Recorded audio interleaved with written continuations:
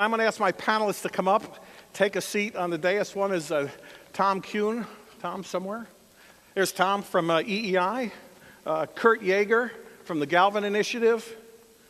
I'm getting there, getting through my list here. Mary Healy, State of Connecticut, Consumer Advocate. Eric Dresselhaus, Silver Springs Network. Bill Maroney from UTC. Eric Smith from WoodPro. Please join me up here. Well, Tom, I'm going to throw the first question to you. They don't know which order these questions are, but, you know, is there a risk to successful adoption and acceptance of the smart grid if we push this technology and the envelope too quickly and really push the customers? Well, Mark, I think the answer is, and the opening was a great opening, I thought. It's great to be back here on GridWeek and see the expanding crowd that we have here, is we got to do it right. We've got to do it right. And I think that if you do it right, it's going to take a lot of effort. It's going to take some time to bring the customers along. We always like to talk about the telecommunications business and how successful it was and is, but it took a number of years to get there. You know, I'm looking at some pretty good progress here in the smart grid area. We have, It's wonderful that we call this Grid Week. I think all of us in the room think about smart grid every day. We have more than 90% of our members right now that are actively engaged in smart grid projects. And that's from 2 years ago. You know, that's a substantial increase. We probably had a handful back then. We have it's going on in some 43 states. I think on the good news front, we took a recent poll. You're in Washington. It is election season, so you've got to take polls. And I don't know where that collaboration party is, but I'd like to find it. You know, we haven't seen it, but in any case, the polls that we recently took show the good news is that about 2/3 of the customers want us to move forward with smart grid. And about 25% would like to see it happen rapidly. Now, the negative news, I was on the discussion that Anto teed up earlier, is that where he said 70% of the people hadn't heard smart grid. You know, our number was 60%, but that shows it's in the same range. That they've never heard the term smart grid. And I can't believe, with all 90% of the utilities around the country doing smart grid, that it's hard to believe that many people have not heard the term. And, you know, but if you dig even deeper, about 10% of the people say that they really understand it or could say a little bit about what it does. So it does indicate to us that our consumer effort and consumer engagement challenge is a big one. I do think that it is very, very important that we work collaboratively to engage the consumer, to educate them. I think as the technologies continue to improve and bring more values and benefits, you're going to see the consumer come more. You're going to see the regulators come more. And I think that this is going to continue to be on a very, very strong upward trajectory. But I think we all have to agree on this panel, too, and in the room, what are the things we really have to educate the consumers about? What are the things that we really got to tell them? There's a lot of benefits to the smart grid that are coming on the utility side of the meter. Now, the customer doesn't see that stuff. Maybe they see it in terms of better response to power outages, but they don't really necessarily see the remote connects and disconnects. They might see it a little bit later when we bring on electric vehicles, but they probably don't see the fact that it helps us move renewables and operate the system a whole lot better. So there are going to be the gee whiz benefits that they see in the cell phone in terms of energy efficiency and the things that they can do to understand their customer bill a lot more, and things that they can take control of. But there's a lot of things they don't see. And we've got to educate them on both, because if you don't educate them on both, there's substantial costs that are involved, and they won't approve it, and they won't go to their regulators and let them move forward on it either. So that's the challenge we have. I think it's one, we are ramping it up majorly in our business, and we look forward to working with all the people in this room to make it happen. Thanks, Tom. Bill, push the mics back a little bit. Okay. Great. Bill, we're hearing about this new data-rich grid, smart grid environment, which huge benefits for the consumers, much in the way that Tom has described. If we follow the money, where are the big ticket items for consumers? Well, if you follow the money, the big ticket items are not necessarily with the consumer. The opportunity for consumers to save significant amount of money themselves by controlling the activity in their own homes exists. But the bigger savings come, as Tom said, on the utility side of the meter, where the utility is in a position to manage energy on the grid side.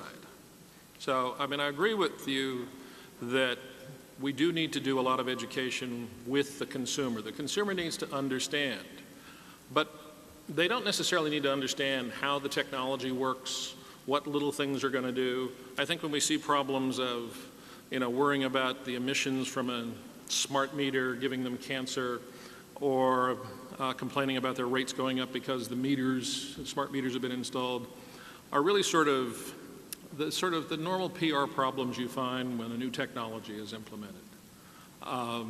We have learned that when you deploy smart meters, you don't do it at the same time you're already planning to raise rates. Anytime there's a new technology put out that has any kind of radio with it, you hear about the emission problems. And meter emissions are probably only slightly stronger than that TV station a mile away from you. They're infinitesimal. But the money in smart grid is predominantly on the utility side of the meter and the ability to do grid management. Consumers need to understand that that's cheaper than building all sorts of new forms of generation. That's going to be necessary if the consumer is going to enjoy the benefits of energy that they've got today and the benefits they want to have in the future, like electric cars. Great. Well, Eric, you're involved in a number of projects. Some of them are pretty significant in size. They're deployed, they're underway. And here's the real question. How do we ensure that value is created for the consumer? Yeah, Mark, I think, and Tom hit on this a little bit as well, when these projects started, and for the utilities that were really on the leading edge of these programs maybe 4 or 5 years ago and started to think about smart grids, I think people thought about this as an infrastructure project. They thought about it as this is no different than we're hanging a new transformer on a pole or running some new wire. And so the model that many utilities ran was, I'm going to build this infrastructure out. That might take 3, 4, 5 years or more. And when I'm done doing that installation, then I'll start thinking about all of these cool things we're all talking about that are going to engage the consumer. And I think so the lesson that we've learned is we need to compress the time to value for the consumer. And so some of the projects that you see that we're involved in today are very different in terms of their approach of consumer engagement. There's quite a bit of communications that happens up front. And then after a smart meter or the infrastructure is installed, the consumer is given an opportunity to opt into a different price program or get in-home technology in a matter of weeks, not years, from when that infrastructure is deployed. So if you think of a world where people line up outside the Apple store to get their iPhone 4, and the thought of waiting 3 days till Monday to get it is just an unbearable delay. I think we have to recognize that we just don't live in a society that will allow us to have the time to value be measured in years for the consumer. And I'll put a plug in for a panel at 1:45 that I have the pleasure of moderating with a number of utilities, regulators, and consumer advocates who are doing real projects, and they're going to share down in the weeds details of how that value is being created, what they're learning, and what's working. And also I think some of what's not working, because this is new.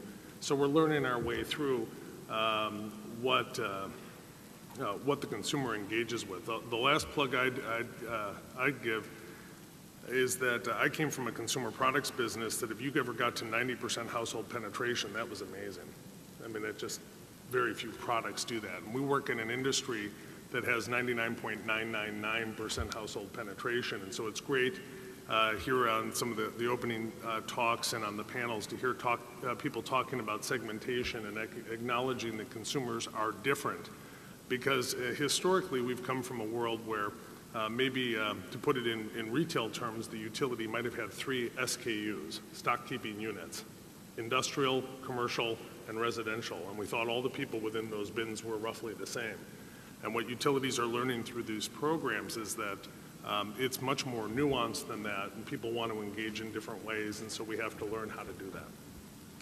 To the other Eric, I realize that, of course, when I turn right, I had 2 Erics to respond. But, you know, from an IT perspective, you come from an IT company. What are the biggest challenges if we're going to engage consumers, if we're going to pick up all these utility benefits that we keep talking about? Yeah, I've worked with a number of utility clients that have actually really bought into the concept of demand response and being able to engage consumers to utilize demand response as a way to offset new generation. That's great in a business case environment. Then comes the reality of implementing it. And when you don't build the generation, you're committed. So the next phase is, how do I implement it? The utilities have done a great job of bringing in behavioral science that they haven't utilized in the past. But then where are the tools? The first step is I go to my customer information system, because that's my customer database. Well, is that really adequate to engage customers, to segment customers? The first thing a lot of my clients have found is it's not.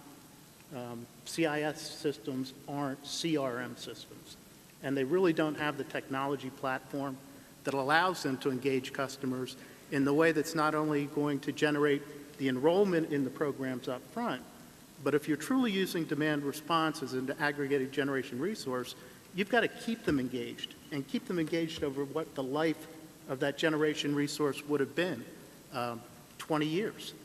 So not only how do I get the engagement to begin with, but how do I keep them engaged? How do I keep interacting over time? How do I constantly change my methods of interacting with them to keep them participating in these programs, which becomes an imperative, because if you don't, I've got capacity issues. So those are some of the big challenges we're seeing. You know, Kurt, we've obviously been at this a long time together. Kurt, a lot longer than me, by the way. But since our industry really has a history of relatively minimal customer contact, it's been a one-way relationship. Why is it important to expand it now? I mean, things have worked great. We've got 99.95% reliability, generally good outage response. You know, why now? What's changed? And you know, tell me why we should even care about the consumer. Well, I think everything you have said is exactly why we should change and why it is important. And I am always in these conversations reminded of a famous quote from Henry Ford, who said, if I asked people what they wanted a faster horse. And that's where our mentality is about the smart grid, whether we are consumers, utilities, and most others. It is not a faster horse. This is a transformation. And we must pave the dirt roads that now constitute our electricity system to enable those automobiles, trucks, and buses to occur. It is not about asking consumers just what they want. It's, as any innovator will tell you, it's about amazing consumers, and we are in a position to do that. And today, what people don't recognize is that we are paying, each of us, a hidden tax on our electricity bill of $5 to $10 for every dollar on our bill through lost productivity and lost jobs. The United States has become the greatest exporter of jobs in the world. And while that is not all, of course, due to the electricity system as the foundation for our economy must be corrected to take part of that. And the technology is there to do it. But we must change the rules of the game. Utilities are very bright and capable organizations, but they are still largely incented simply to dump as much dumb energy at our doorsteps as they can. That was the right business model in 1930s and 40s. It certainly is not the right business model today. They must be incented for the quality and reliability and efficiency of service that they provide. And that will create immense numbers of new jobs and put us in a position to truly compete in a global economy rather than fall farther and farther behind. So those, to me, are very important messages that consumers need to understand, and we must need to get to them, and we must help them resolve and give them the tools. And again, to me, it is about opening up the consumer side of the market, of the meter. The meter is not an iron curtain, whether it's electronic or mechanical. It must not be an iron curtain. It is a portal. It is a portal and a so-called smart, I don't like to use the smart grid term because it's so abused, an intelligent modern system is one that seamlessly connects supply and demand all the way to the end-use device in the home or business. And there is a constant, at speed of light, flow of information in both directions. So that if I'm a consumer, I have total control, and if I want to sell power back to the grid, I should be able to do that at a market price. Today, there is not an incentive to do that. So I think I will pause there and move on, let others speak. But to me, this is what we must. We must get out of thinking this as just a small, intermittent, or integral change. This is a transformation. It is a transformation from what is a system designed in the first part of the 20th century to one that meets the needs of the 21st century. And the technology is certainly there to make that possible. Thank you. Mary, ultimately, Mary, the consumer has to pay for this, right? I mean, and you, as the consumer representative on the panel, how do you feel about all this? We've heard about technology investments. We've got to, put more money into the system. And does that bring up any red flags or maybe some, green lights to move forward? Thank you, Mark. I'm so happy to be here as the consumer representative, and we'll touch on some of the comments that Mark has raised and our speakers. I think it's great progress that I'm here with all of you because I represent our National Association of Consumer Advocates, who are members in 40 states and work every day, day in and day out, in the regulatory commission's hearing rooms to try to get it right, to work with the utilities. Our bottom line, though, is the social or the regulatory compact, which is reliable power for just and reasonable rates. And we're getting kind of, we forget that. That is an underlying foundation that has made the utility industry so great. And we need it. My clients, the consumers, the ratepayers, need well-run, credibly managed, well-financed utilities to give them reliable service at just and reasonable rates. So that concept, I want everybody to kind of put front and center as well. So lo and behold, we have, better ways of doing things that may cost money. Then that is wonderful. Come on, engage us. But you better be prepared to make the best case that you can to show me the money, as Cuba Gooding said in Jerry Maguire, because that is what we are charged by our states to require of you when you come in to ask consumers, ratepayers, customers to support this investment. You're asking Main Street, not Wall Street, to support this. And that's a huge undertaking. And I admire the vision of Kurt, and I'm excited to hear him speak with such energy. It energizes me, and I want to be part of the solution. Consumers want to be part of the solution. But we want it to be right. And we want you to know we will put skin in the game. We always have, but you must have your shareholders put skin in the game, and you have to work with us. So if you're serious about this, This is a great step forward that I'm sitting here, but you have to engage all of your consumer advocates who are very much in touch with your regulators. And we are very much on the same page as the regulators. Don't make it mandatory. Don't put a surcharge in. You're seeing some of the cases coming out from the courts as well as the commissions on these things. Really learn from those experiences and get it right. On the vision part, to me, I guess I like to think of things in a common sense fashion and keep things simple. To me, this sounds like, and I'm open to being persuaded otherwise, this is infrastructure development. This is same as developing better combined heat and power plants, building the nuclear industry in the 80s. It's what's going to make you, as utilities, deliver more reliable power at just and reasonable rates. So if you can show me that that's what this is all about, then we'll be for it. But you have to do it in a transparent and really rigorous cost-benefit case. And collaboration is key. We all learn from one another. So I'm willing to be more engaged than we have been, and this is a step in the right direction. Yeah, I'm going to open this up to the general panel with this question. You know, is the industry really expecting too much from consumers? I mean, how do we make them care? I mean, have we made a mistake? We don't go out and say, gee, we're going to put in a new transmission line and therefore we want you to support it. We may do it in the people who deal with the right-of-ways. But are we making a mistake here? I don't think we're making a mistake. I think we're at the beginning of something. It really is, as Mary says, it's fundamentally not a lot different than building a new power plant. We're trying to figure out how to conserve energy, run the system more efficiently.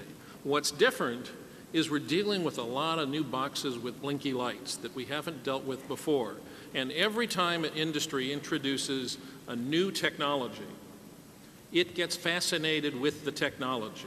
And we go inside the boxes and we show the consumer what's inside the boxes and scare the hell out of everybody. We've spent more time talking about the technology. The fact that this is the first GridWeek that's got a focus on consumers. And I find it fun that UTC's got the panels today where we're focusing on the technology. But it's a good mix because the consumer needs to understand not the technology, but the benefits. What's in it for me? Now, in terms of engaging the consumer, I think we're talking about engaging the consumer the same way in which we engage consumers in the idea of we need another power plant. Not so much that the consumer is going to better manage their energy. You talk about we need to amaze the consumer. The ability to time shift when my dishwasher goes on doesn't amaze me. What would amaze me is I grew up in the 50s and they were promising flying cars by the 21st century. And so I've been disappointed ever since the turn of the century. I'm willing to settle for talking dishwashers. I would like my dishwasher to talk to the other dishwashers in the building and decide when to turn itself on most efficiently. And we're headed toward that path. But I'm not going to go buy a new dishwasher because the advertising, the consumer electronics folks are not going to say, and your dishwasher will talk to other dishwashers. It'll have something that says Energy Star or something like that. But it will have that capability built in. That's how we engage the consumer. We can't get past the 5 to 10% threshold of people who want to buy green energy, people who want to participate in Google's power meter system and things like that. There's always going to be that group that really wants to participate. They are going to manage their thermostats. But the rest of us are going to be energy consumers the same way we are now. But we need to engage the consumer from the concept of this is just a better way of creating energy, saving it. I just agree with what Bill's saying. I mean, I think that as Kurt indicates, it is transformational change. I mean, this is, I mean, we've been in a situation where we've built power plants to meet need. We build transmission distribution lines to get the power to the customers. And maybe in the past we even called them ratepayers. That changed quite a while ago. But I do think that, the customer has not paid a lot of attention as long as the electricity was there. They do pay a lot of attention when it's not there, because the economy has grown more and more dependent upon electricity. We have 4 or 5 times the number of appliances inside our house than we used to. And electricity is what's making all that other stuff go. So it is, we're amazing them with the product behind the products.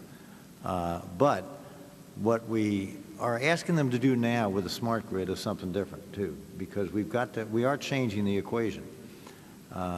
We are saying we'd like to actually build fewer power plants if we can. We'd like to call it demand response, call it load management, call it whatever you want, but we'd like to try and figure out a cheaper and better way to do this thing. We'd like to bring you more reliable electricity. And these are the things we'd like to, we'd like to bring in renewables, and we'd like to bring in electric vehicles and things of that nature that are going to amaze you with the entire thing that the electric system can do. The bill itself is not that high, and so people don't sit there and obsess over how many kilowatt hours that they, and they don't even know what a kilowatt hour is. What they're really consuming is heating, air conditioning, refrigeration, and hopefully the smart grid over a period of time can help them understand those things as well. But I do think that, you know, you start with a platform where utilities, maybe we've ignored the consumer or whatever, but boy, the consumers are thinking awful high of us. The polls that we take show that there's a tremendous customer satisfaction with their utilities. About 3/4 of the people think their utility is doing a great job. I don't know what's the matter with the other 25%, but and I think that and the J.D. Power surveys say the same thing, and it's been increasing over the years. I think smart grids are going to help us increase it even more. But we have to bring the consumer along on what the overall strategic plan is and what it is we're doing and why we're doing this.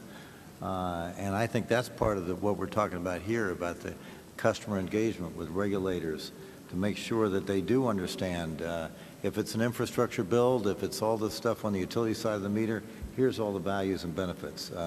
There are a lot of customer benefits as well, and here's what you can do, here's what they are too. And this whole equation, that investment we're making is giving you a major return on your investment that, as Kurt indicated, down the road is going to be even far greater than what we think.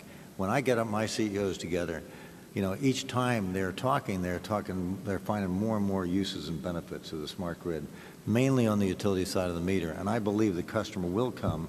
The customer benefits, the customer will see the benefits in the future more and more, but we're going to have to build it out more and let them see the benefits, just like they did in the telephone business, where they, you know, now see a whole lot more benefits, a whole lot more apps than they used to.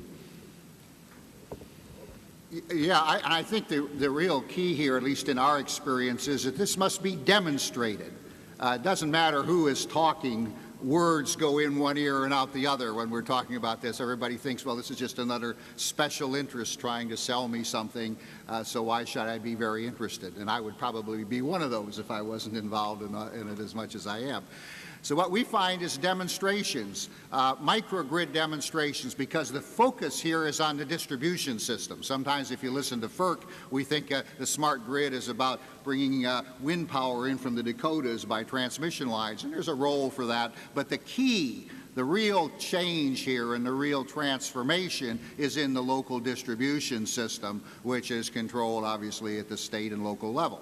And so working with communities and with states to demonstrate the benefits here. And as we do that, the economic benefit, without putting in numbers on environmental improvement and so forth, is typically $3, $4, $5 immediately for the dollar spent.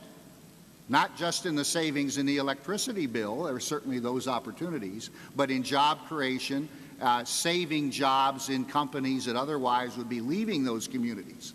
And those communities are willing to literally raise bond issues if they can get long-term financing like utilities have to help pay for this. And they don't want to municipalize. They want to stay part of the utility. But we have to begin to get the rules so that the utilities are incented to allow that to happen, and they don't view it simply as a loss of business. I know a number of utilities who now are decoupled, and they are just as profitable as they were before. They're not selling as much electricity, but their profitability is just as high. So their stockholders have not fired them, which is one of the arguments I used to get from CEOs about this.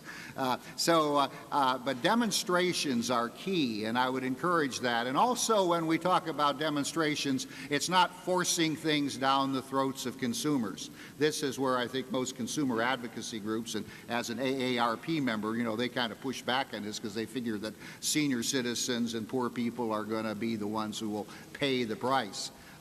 I certainly was not an early adapter of a cell phone, and my grandchildren think I'm a total dinosaur when it comes to using cell phones and computers. But the real opportunity here is early adapters, and many of those will be the younger generations who will show when given the opportunity, and when you have entrepreneurial innovators who provide the tools and the opportunities, how great it is and what the opportunities there are.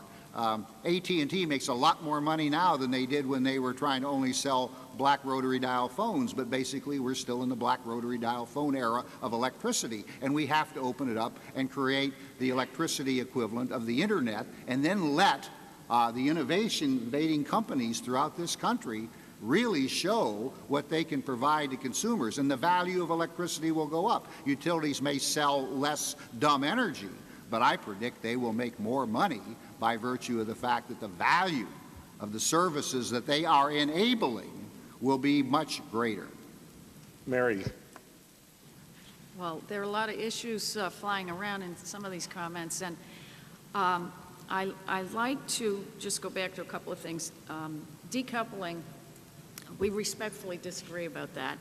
I support decoupling if it tracks energy or sales revenues that are lost due to energy efficiency initiatives and real robust programs that the utilities are pursuing. But the regulatory compact and paradigm is the risk of running your utility, whether bad economy should be on your shareholders, and full decoupling changes that paradigm totally. And that is not the right way to go. Okay? And if I didn't say that, my fellow members of NSUCA would be calling me up. So I want to make that very, very clear. I like the thought of Kurt saying that the meter is a portal into your home. But I also, and what that can open up for consumers who are willing to be engaged.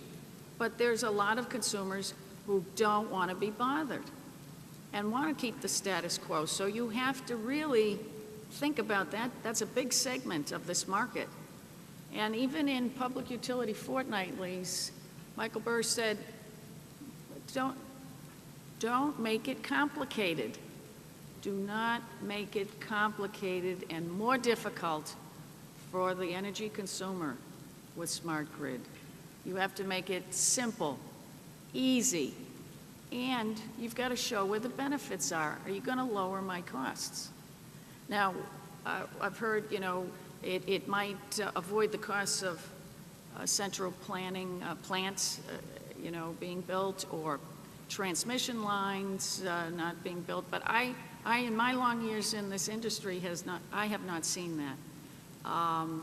And I come back to a whole kind of big picture view. What are you trying to do with this smart grid infrastructure efficiency? Is it to clean my air? Is it to get us off dependence on foreign oil, which I think we all agree is a really terrific goal to keep in mind? And if you want to help me lower my costs, that's another motivator. But we have to keep our eye on those big goals and make your case. Now, I have one bone to pick, and not with you folks, but the consumer of the utility and the utility companies have always borne many social costs for our society. We help with people who can't pay their bills. All the other firm ratepayers help pay for that. We pay for economic development. And I'm hearing our economy needs help, but do not put the full responsibility for stimulating our economy on the electric consumer. And that's what I am seeing. Engage the transportation industry and engage other industries that help exacerbate some of these expensive problems we're trying to resolve, like our air and so forth. I am seeing in our state that our electric consumer ratepayer is being asked to help solve the state's budget deficit by having a surcharge remain on our electric bill, which will be securitized through bonding in the state treasury and go for 8 years, requiring these payments that should have gone away at the end of this year, and that will lump sum from the bond will go to the state treasury to pay off the budget deficit this year. Now that, I think, is what should be keeping us up, and we should be worried about that because that is in conflict with a lot of what we're trying to do here, making things efficient, lower cost, when you have to see your electric bill used for something totally unrelated to electric services. That is a real shift and a concern for all of us. Well, Mark, I'll getting back to your question of are we thinking about this wrong on consumer engagement, I guess I'll be a little bit controversial and I'll say, yes, we are thinking about it wrong. And B, we found the enemy and they're all in this room. And what I mean by that is this, so to make sure we're not talking past each other, when we're talking about a program that's going to engage, and most smart grid infrastructure projects engage 100% of consumers within a utility service territory on some level. We then try to contrast that versus saying some people don't want it, which may be true, but we can't effectively deploy an infrastructure if our expectation is that only people who ask for it or beg for it or want it are the ones who are going to get it. The economics simply don't play out that way. And the second related note I'd throw out, and we're involved in one of the more, we'll say, high-profile projects where the perception is that consumers are revolting. And I'll give you a quick statistic.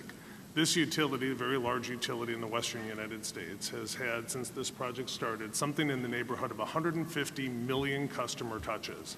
This isn't just putting a meter at the house. It's every bill that goes out. It's every customer interface. 150 million customer touches since the program started, and they've had 1,000 complaints.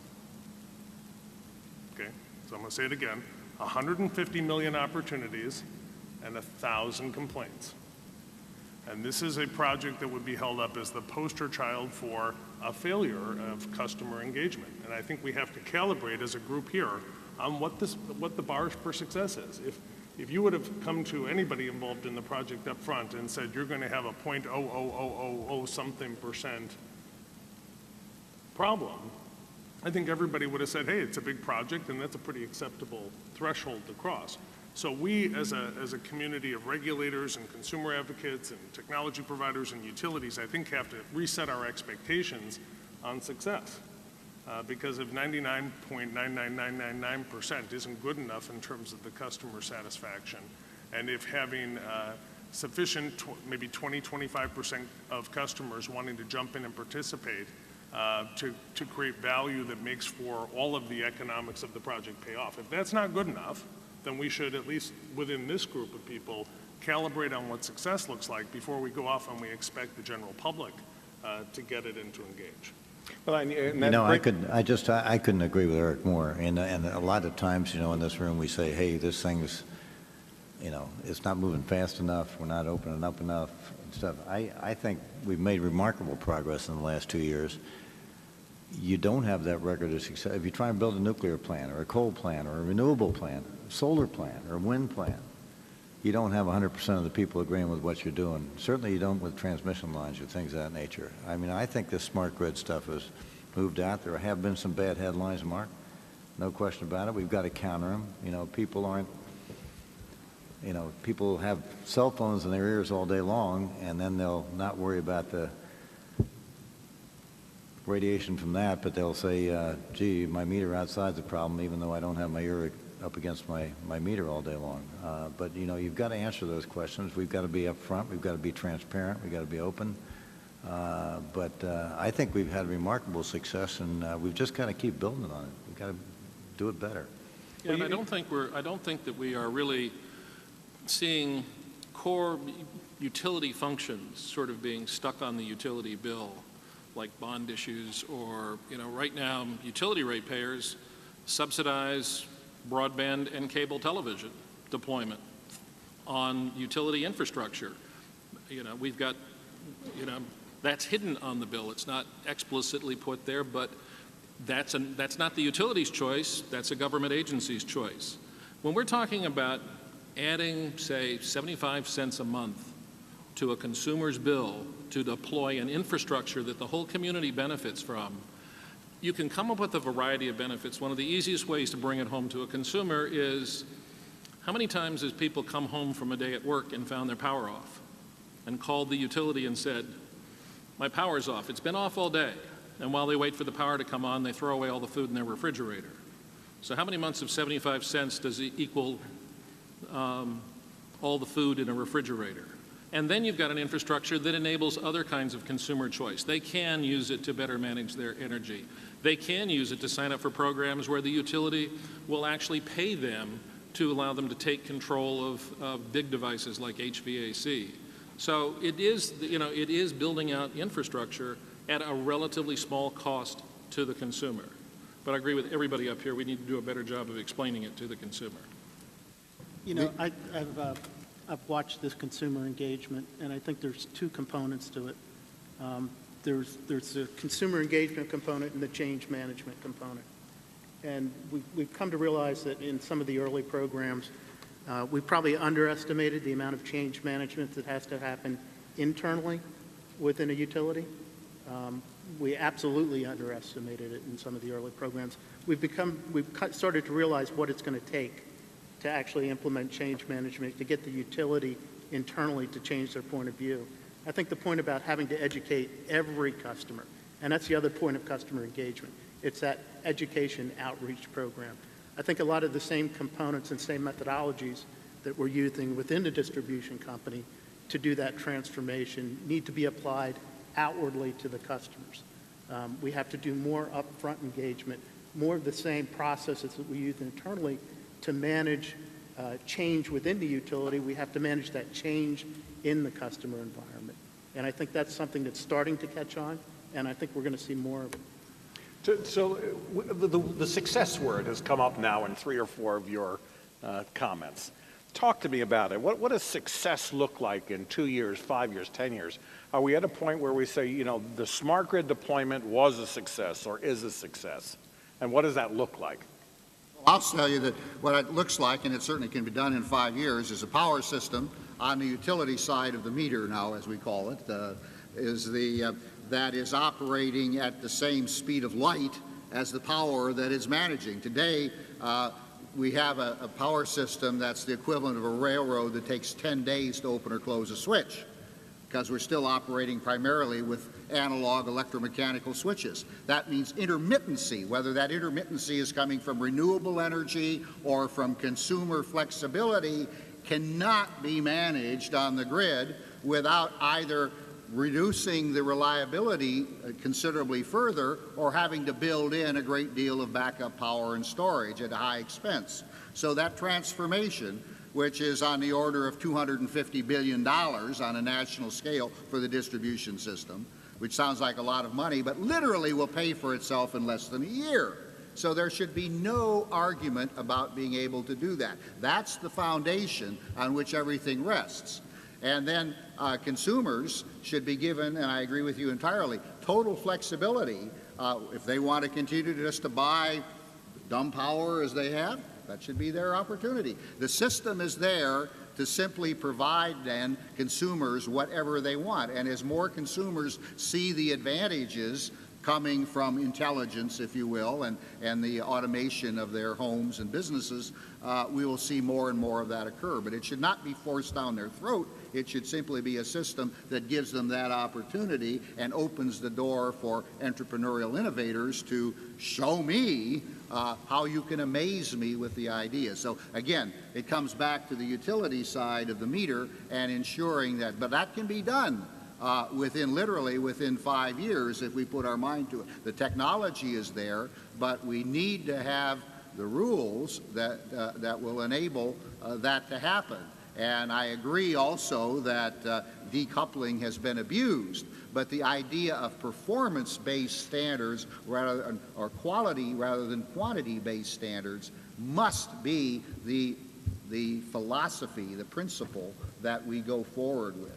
Other than that, we will stay farther and farther back. I was pleased to see the CEO of General Electric recently, a big article I'm sure you all saw, really taking to task the outmoded standards and saying, you know, we're transforming our economy to China. And that's quite new because General Electric, having been primarily dependent on utilities for their business, has been very careful about saying anything that might be viewed as anti those rules. So that was quite a step forward, I thought, in terms of announcing to the world that we must change the rules. And that, to me, is all to the benefit of utilities. This is not anti-utility in any way. I have the highest respect for utilities, and I want them to succeed in the future. They must retain and be our primary energy supplier, but they must do so with a system, again, that is a 21st century, not almost a 19th century system. Well, for success from my perspective right now would be over a longer time frame than 1 or 2 years. I think this is going to take a longer evolution if it's going to be done right. And the market segmentation piece has to be done right because not every consumer is similarly situated. The utilities need to break down the silos within their own departments. On the Smart Grid initiative, to your comment, Eric, I was talking to some people last night, and it's amazing that the CEO thinks this, the transmission department thinks something else, the customer service department thinks something else. You have to cross-fertilize all of those departments to understand what Smart Grid means to all of those functions. And you can't really lose sight of the consumer protections, and we need to keep those front and center. System benefits. Success to me will be if you can tell me, in my neck of the woods, ISO New England has different reliability standards now because our system self-heals quicker. It can go right to where the faults are, and on the utility side, they can fix those quicker. They can save me money, and my cost of running the regional system is lower, or at least as status quo and more reliable. And on the distribution system as well. And finally, innovation. That's another standard or criteria for success. If all that happens and we get this good innovation that seems to be the tail wagging the dog right now, I think that's going to be wonderful too, and that will amaze us. Thank you. Tom? Well, I think, you know, the number $250 billion sounds high, but I will say that, you know, we are the most capital-intensive industry in the country. We do spend about $80 billion a year in capital expenditures. So over a period of 4, 5, 6, 7 years or whatever, it's not all going to go to smart grid, that's for sure, but it's going to be coupled into what the smart grid, you know, is all coupled in. If we're putting more renewables in the system and getting a cleaner system, if we are, and I think we will amaze our customers with another technology. I am a firm believer that electric vehicles are going to make a major impact on the transportation system. And as Mary said, probably one of the biggest things customers are concerned about, right? I mean, American people are concerned about right now is dependence upon foreign oil.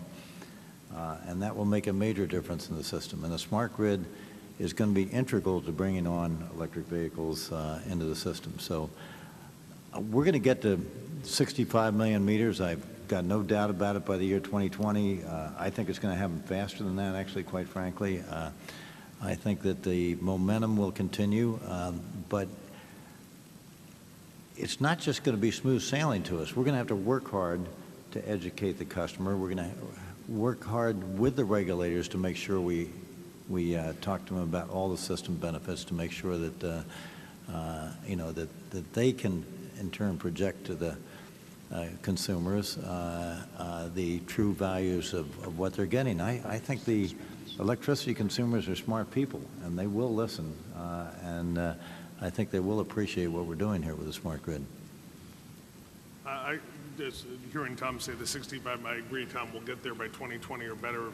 To calibrate that for people, Brazil will do that too.